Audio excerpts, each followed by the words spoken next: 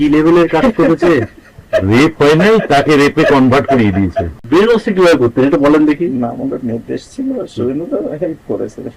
যারা এত বড় রিস্ক নিয়ে একটা কাজ করবে 2000 করে কেবলমাত্র, কারণ আমাদের এটাকে দেওয়া হয়েছিল, কখনো প্রার্থী হয়নি, ওকে দেওয়া হয়েছিল এবং ও বলেছিল আমার আর একজন আছে, তাও দেওয়া হয়েছিল।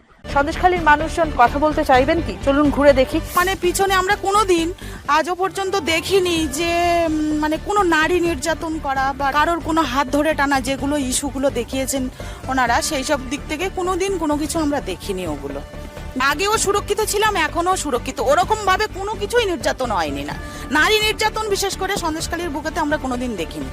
গঙ্গাধর কয়াল যে বক্তব্যটা রেখেছেন ইতিমধ্যেই, যে পুরোটা শুভেন্দু অধিকারীর প্ল্যান করা জিনিস, তাহলে কি সেটাই সত্যি? হ্যাঁ, ওটা সত্যি। অনেকে টাকা অফার করেছিল, কিন্তু আমরা সত্যের